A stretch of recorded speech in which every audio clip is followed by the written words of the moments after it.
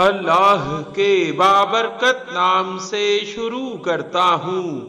جو بڑا مہربان نہایت رحم والا ہے، اور درود لا محدود حضور صلی اللہ علیہ وآلہ وسلم کی بارگاہ ناز کے اندر، بارگاہ پروقار کے اندر ہدیتن عقیدتن محبتن نذرانتن تحفتن مودتن ادبن پیش کرنے کے بعد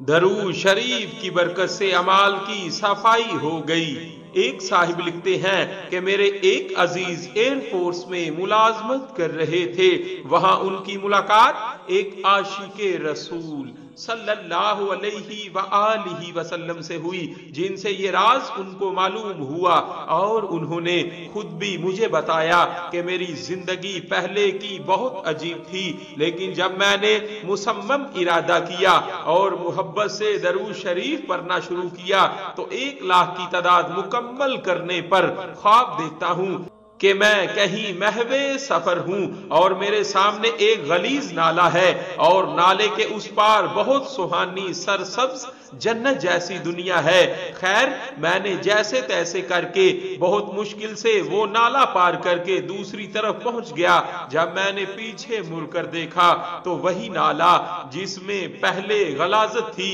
اور جسے دیکھ کر ہی الٹی آ رہی تھی، وہ اب نہایت شفاف نہر میں تبدیل ہو چکا ہے، حتیٰ کہ اس بہتے پانی کے نیچے رنگ برنگ کے پتھر نظر آ رہے تھے کہ جنہیں دیکھ کر روح خوش ہو جائے۔ میرے کپڑے بھی نہایت اجلے اور صاف ہو چکے تھے اور میرا ظاہری حسن بھی بھر چکا تھا۔ مجھے خواب میں ہی بتایا گیا کہ یہ نالے میں بہتا پانی تمہارے اعمال ہیں جو پہلے غلیظ تھے، اور اب درود شریف کی برکت سے ان کی صفائی ہو چکی ہے۔ یقین جانے وہ دن اور آج کا دن، وہ بندہ کب کا سروس سے ریٹائرڈ ہو چکا ہے،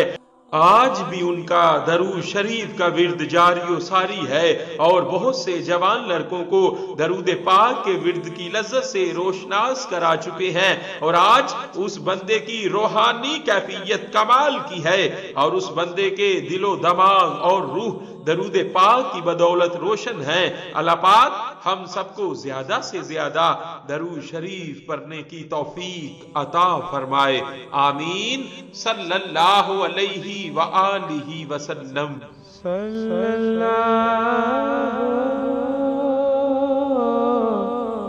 علیہ وآلہ